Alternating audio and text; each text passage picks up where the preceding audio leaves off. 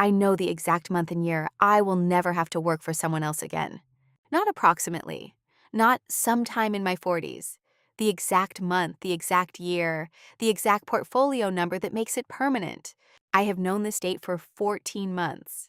And knowing it has changed every financial decision I have made since the Tuesday evening I calculated it. My name is Emily, and 14 months ago I was sitting in a performance review. My manager was reading from a template: growth areas, development opportunities, team contributions, the specific corporate language that means nothing and takes 45 minutes to say it.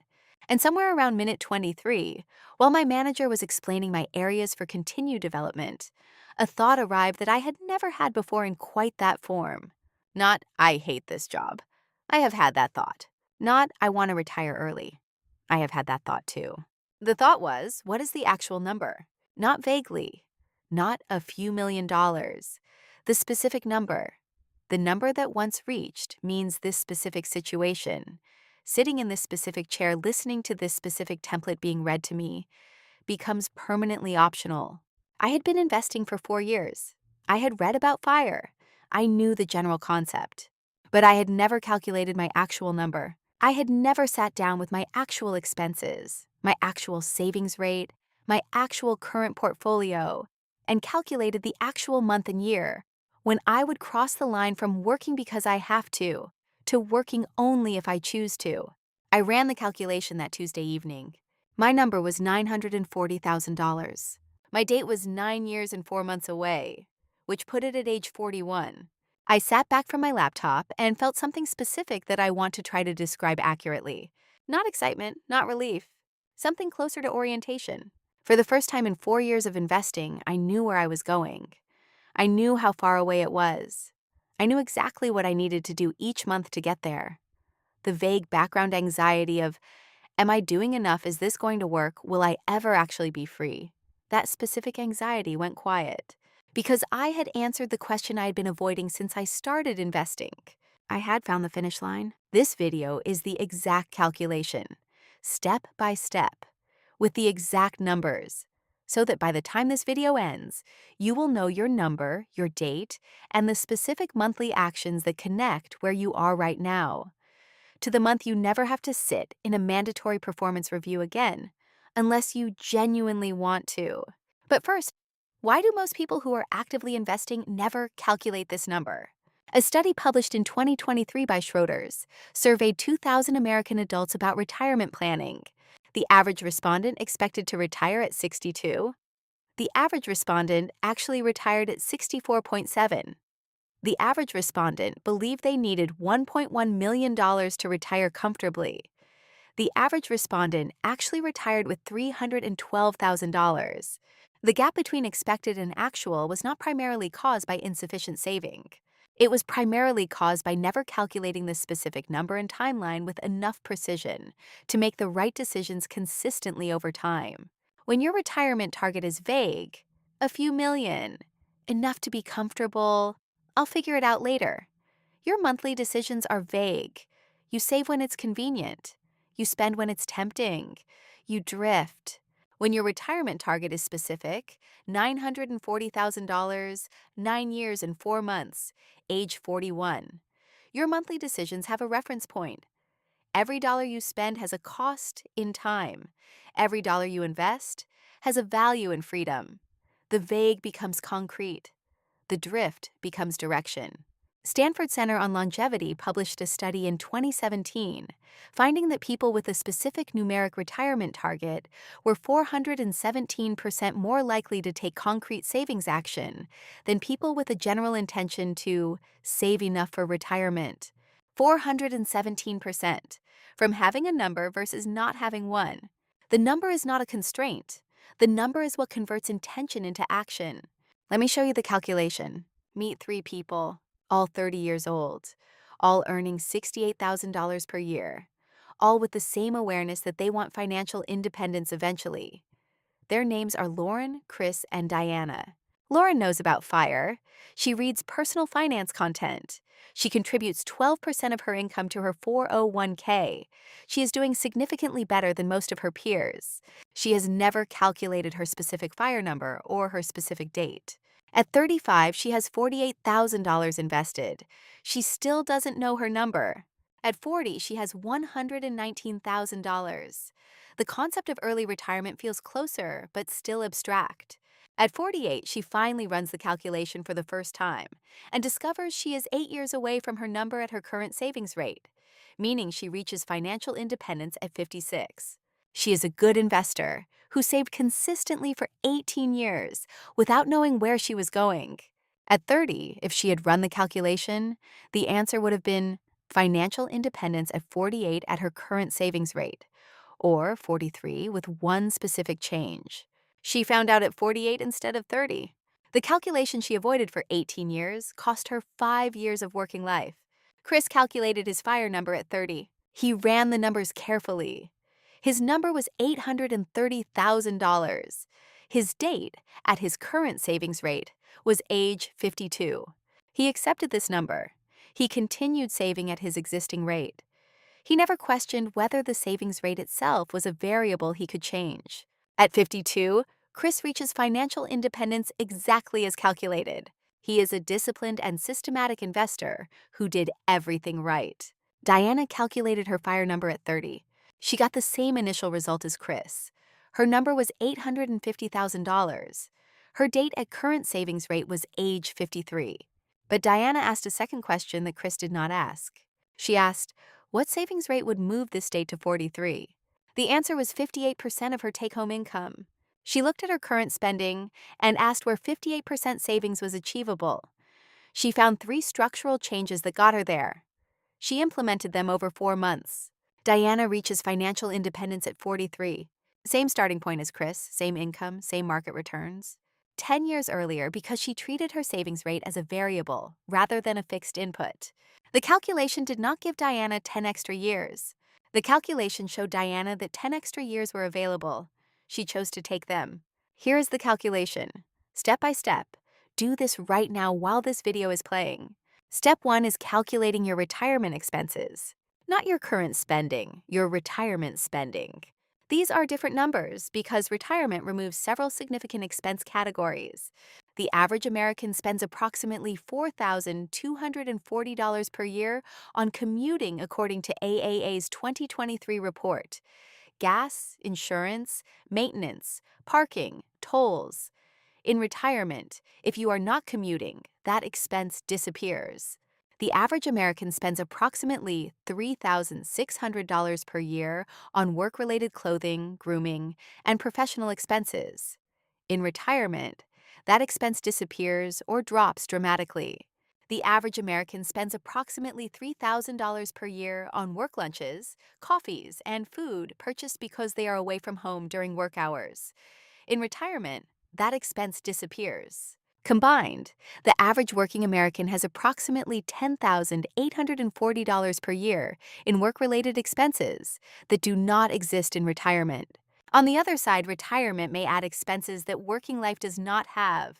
Health insurance before Medicare eligibility at 65 is the largest. The average individual health insurance premium for a 45-year-old purchasing coverage on the ACA marketplace is approximately $550 per month, $6,600 per year, which working life often covers through employer contributions. Travel, hobbies, and the activities you will pursue when you have time to pursue them may add costs. Take your current annual spending, subtract your work-related expenses, add your estimated retirement-specific expenses. The result is your retirement annual expense number. For most people, retirement annual expenses run 20 to 30% lower than working life expenses, despite the common assumption that retirement requires the same or more money than working life. When I ran this calculation for the first time, my current annual spending was $47,280. I subtracted $7,540 in work-related costs. I added $10,800 for health insurance and additional travel. My retirement annual expense number was $50,540. Write your number down right now. Step 2 is calculating your FIRE number. This is the simplest calculation in the entire video. Take your retirement annual expense number, multiply by 25. That is your FIRE number. The multiplication by 25 comes from the Trinity study, published in 1998 by Professors Philip Cooley, Carl Hubbard, and Daniel Walls at Trinity University, which analyzed 30 years of historical market data and found that withdrawing 4% annually from a diversified investment portfolio has a 96% historical probability of the portfolio lasting 30 years or longer without depleting the principal. If you can live on 4% of your portfolio per year, your portfolio sustains itself indefinitely at historical market returns. 4% annual withdrawal rate means 25 times annual expenses is the portfolio target.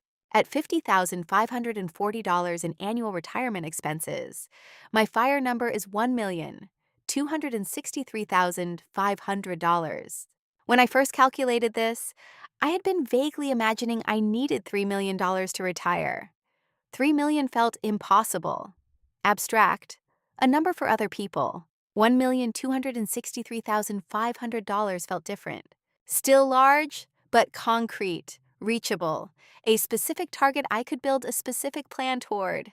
What is your retirement annual expense number multiplied by 25? Write that number down right now. That is your FIRE number. That is the finish line. Step 3 is calculating your current trajectory date. This tells you when you will reach your FIRE number if you continue exactly as you are today.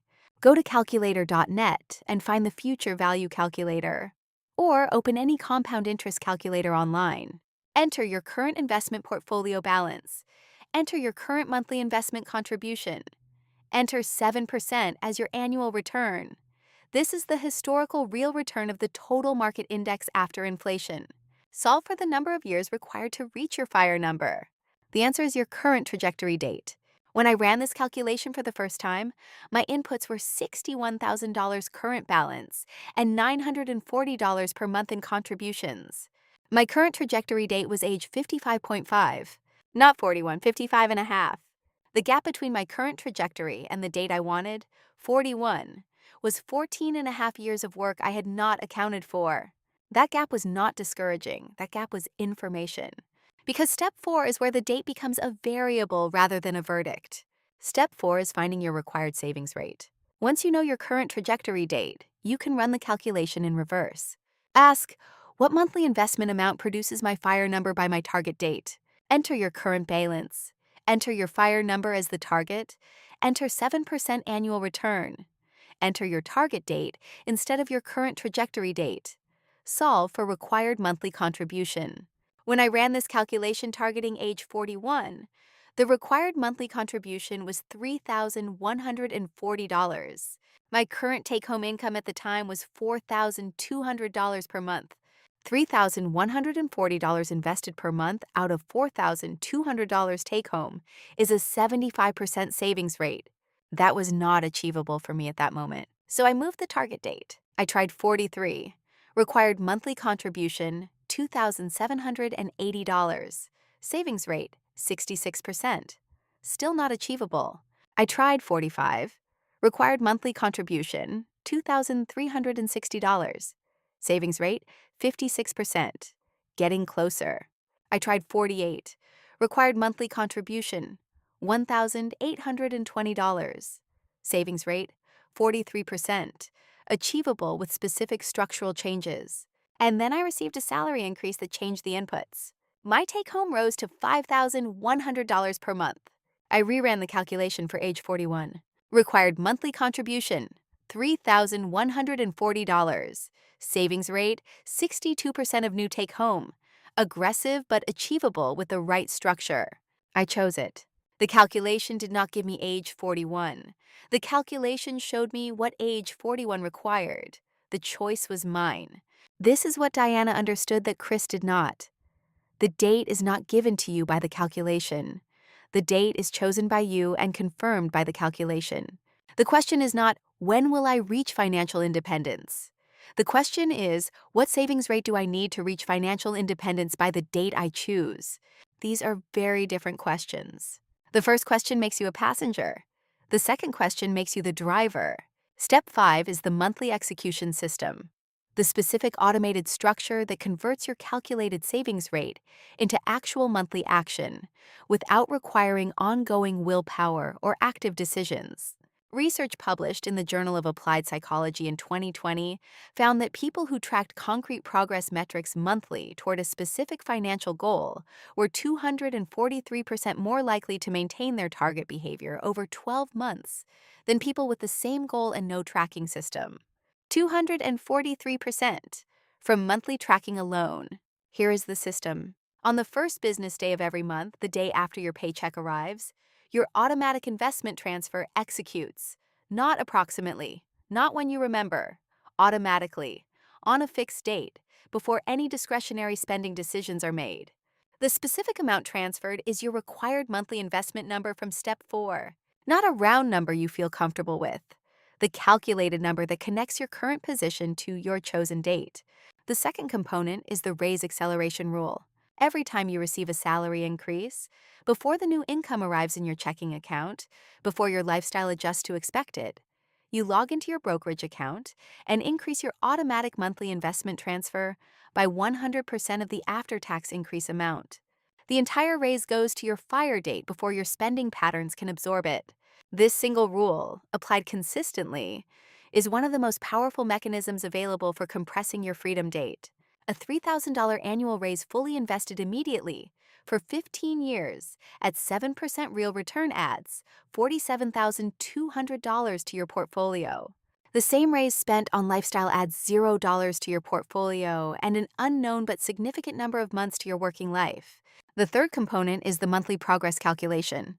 On the last Sunday of every month before anything else, you run one calculation. Your current portfolio balance divided by your FIRE number equals your progress percentage. This number should increase every month. In months when the market drops, your contribution keeps the percentage moving up even when portfolio value drops. In months when the market rises, both your contribution and market returns push the percentage higher. Watching this number move, watching it go from 12% to 13% to 14%, is the most concrete form of motivation available for a long-term financial goal. You are not watching abstract numbers on an investment statement. You are watching the percentage of your freedom that you own right now today. At 60% of your FIRE number, you are more than halfway free. At 80%, you are 4/5 free. At 100%, the month your portfolio balance equals your FIRE number, you are free. The fourth component is the annual full review on the 1st of January every year. Once per year, you recalculate all 4 inputs: your retirement annual expenses, your FIRE number, your current trajectory, your required savings rate. Income changes, expenses change, life circumstances change. The calculation is not a one-time event. It is an annual calibration that ensures your actions remain connected to your actual target. A Carnegie Mellon study published in 2016 on the planning fallacy of financial goals found that the primary barrier between financial intention and financial action is not motivation. It is what the researchers called implementation friction. The gap between "I intend to increase my savings rate" and "I have increased my savings rate" is not a motivation gap. It is a procedural gap. People who used what the study called if-then implementation planning, specific conditional commitments like, "If it is the first of the month, I will transfer this specific amount to this specific account," were 280% more likely to execute their financial intentions than people with identical motivation and no if-then structure. The monthly execution system I just described is an if-then structure applied to your freedom date. If it is the first of the month, the transfer executes. If I receive a raise, 100% goes to the investment transfer before lifestyle adjusts. If it is the last Sunday of the month, I calculate my progress percentage. If it is January 1st, I recalculate all 4 inputs. No willpower required at the moment of decision, because the decision was already made and converted into a calendar event. Now let me address the question that every person who runs this calculation for the first time asks. The question is, what if the market doesn't return 7%?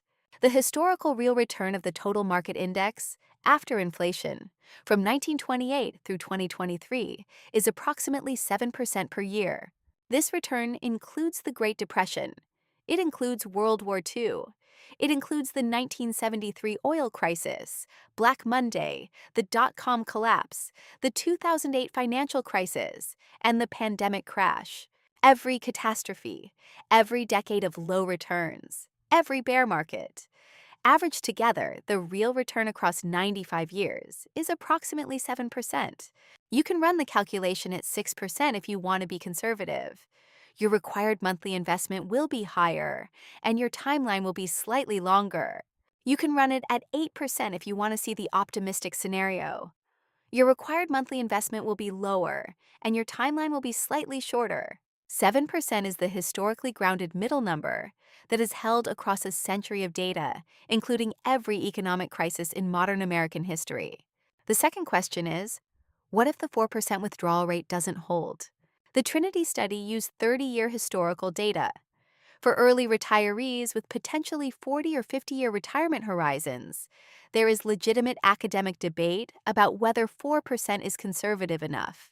Wade Pfau at the American College of Financial Services has published research suggesting a 3.5% withdrawal rate, 29 times annual expenses rather than 25, may be more appropriate for retirements lasting 40 or more years. If you want to use a more conservative calculation, multiply your annual retirement expenses by 29 instead of 25. Your FIRE number will be larger. Your required monthly investment will be higher. Your timeline will be longer. The trade-off between financial security and working time is a personal decision. The calculation gives you the exact cost of each choice in months of working life. The decision of which trade-off to make is yours. The third question, the one I ask myself more than any other, is what if I reach my number and discover I don't know what to do with my time? Research on this question from retirement psychology is genuinely interesting. A study published in the Journal of Happiness Studies in 2019 found that retirement from work one genuinely chose to leave, as opposed to forced retirement, was associated with significant increases in reported life satisfaction, sense of purpose, and physical health outcomes. The fear that we will be lost without work is real and worth taking seriously. The data suggests the fear is much larger than the actual experience for most people who reach voluntary financial independence.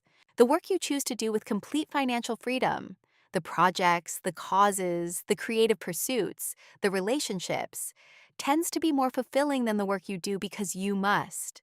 The calculation does not tell you what to do with your freedom. The calculation tells you when you can start finding out. Let me return to Lauren, Chris, and Diana. 10 years have passed. They are all 40 years old. Lauren is still investing consistently. She has not run her FIRE calculation.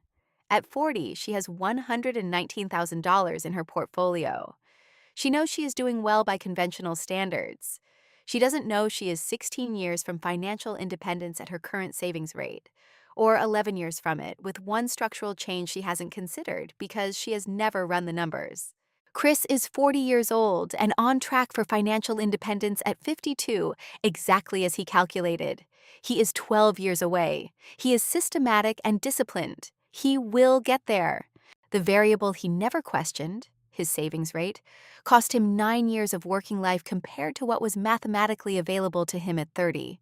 Diana is 40 years old and 3 years away from financial independence at 43. She knows this with precision. She knows her current portfolio balance. She knows her FIRE number. She knows her progress percentage. She knows her required monthly contribution for the next 36 months. Every month, the progress percentage moves and the date gets 1 month closer. She has not found the future easier than Chris or Lauren. She chose a higher savings rate that required real structural changes to her spending. She made those changes 4 months after her initial calculation and has maintained them for 10 years. The cost was a higher savings rate for 10 years. The return is 9 fewer years of mandatory work starting at age 43. Diana did not discover a better investment. She did not earn more. She did not get lucky. She ran a calculation at 30, treated her savings rate as a variable, found what was required to reach her chosen date, and then built the automated system that made that savings rate a calendar event rather than a monthly decision. The math was available to Lauren and Chris at the same moment it was available to Diana. The difference was the second question Diana asked, not when will I reach financial independence, but what savings rate gets me there by the date I choose. That question, and the specific monthly structure that executes the answer to it, is the entire video. Let me close with a number that I find most clarifying when the calculation feels abstract. The average American works from age 22 to age 64.7.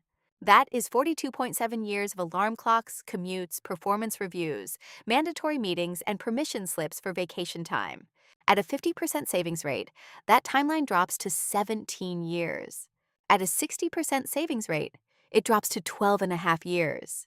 At a 70% savings rate, it drops to 8.5 years. These are not theoretical outputs from optimistic models. These are the arithmetic consequences of the savings rate percentage applied to historical market returns. The relationship is not linear, it is exponential. Each additional 10 percentage points of savings rate produces a disproportionately large reduction in working years because you are simultaneously reducing the spending that determines your FIRE number and increasing the investment rate that reaches it. The most important financial decision in your life is not which stocks to pick or which funds to choose or when to buy or sell. It is your savings rate, and your savings rate is a choice, not a comfortable choice, not an easy choice, but a choice. Not a fact about you, not a limitation of your income, not a number that arrives predetermined. A specific percentage that you set, automate, and maintain. Charlie Munger said that the most important thing about getting rich is deciding to, not finding the right investment, not timing the right market, deciding that the outcome you want is worth the savings rate it requires, and then building the system that makes that savings rate automatic before motivation has a chance to fail. I want to speak to you directly one final time. Because I know exactly where you are right now if this is the first time you have heard a specific FIRE calculation explained this way. You are at the point I was at on that Tuesday evening after the performance review. You have the information. The calculation is clear. The inputs are your actual numbers. The output is your actual date. The question is whether you will run the calculation tonight. Not this weekend, tonight. Because the Journal of Economic Psychology published a study in 2019 on what they called the revelation effect in financial planning. The finding that when people are guided through a specific retirement calculation and discover that their target number is smaller and their target date is closer than they feared, their motivation to take action increases dramatically.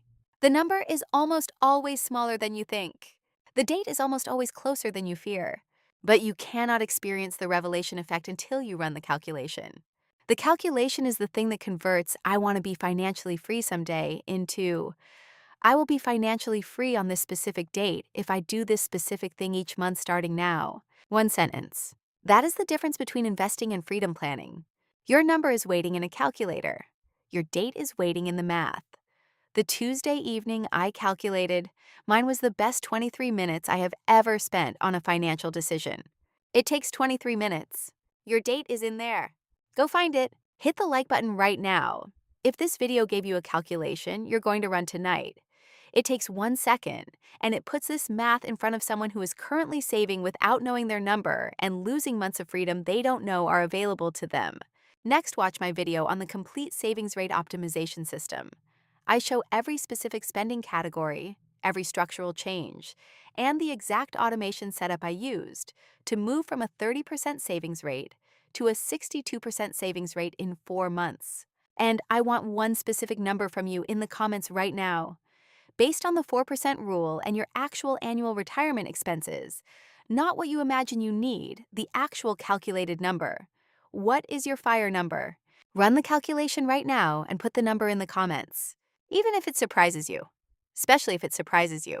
Because a number that surprises you is a number that just became real.